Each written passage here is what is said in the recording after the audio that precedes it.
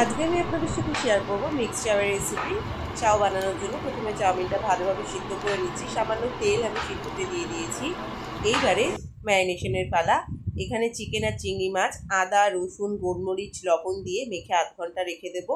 তারপর সেকেন্ড ম্যারিনেশনের জন্য এখানে 1 টেবিল স্পুন ময়দা, 1 টেবিল স্পুন কর্নফ্লাওয়ার আর সামান্য ডিম দিয়ে মেখে ছোট ছোট করে চিকেনের পিস কেটে নিয়ে তেলের মধ্যে আমি 1 থেকে 1.5 মিনিট ফ্রাই করব। এর বেশি ফ্রাই করব না, তাহলে কিন্তু এটা শক্ত হয়ে যাবে।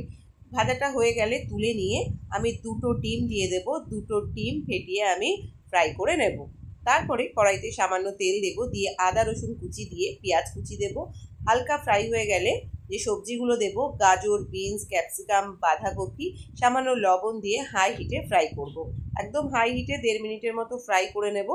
এর বেশি ফ্রাই কিন্তু করবো না। আর চাইনিজ রান্না সবসময় হাই হিটেই করতে হয়। রেসিপি ভালো লাগলে অবশ্যই বন্ধু বান্ধবের সাথে শেয়ার করবেন এবং আমাদের চ্যানেলটি সাবস্ক্রাইব করবেন। তারপরে চিকেন, চিংড়ি মাছ, ডিম সমস্ত কিছু দিয়ে দিলাম। এইবার দিলাম চিলি সস আর গোলমরিচের গুঁড়ো দিয়ে ভালোভাবে মিশিয়ে নিয়ে চাউমিনটা দিয়ে দিলাম। চাউমিন দিয়েও কিন্তু হাই হিটে আমি 3 থেকে 4 মিনিট ভাজা ভাজা করবো। আর এই পর্যায়ে আমি সামান্য চিনি অ্যাড করে দিলাম। দেখুন, এইবারে কিন্তু আমার মিক্স চাউ রেডি হয়ে গেছে। বাড়িতে অবশ্যই ট্রাই করবেন আর কেমন লাগলো জানাবেন।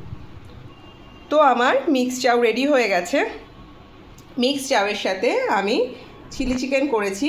তো আজকে রাতের ডিনার মিক্স চাউ আর চিলি চিকেন। বাড়িতে অবশ্যই ট্রাই করবেন আর কেমন লাগলো অবশ্যই জানাবেন।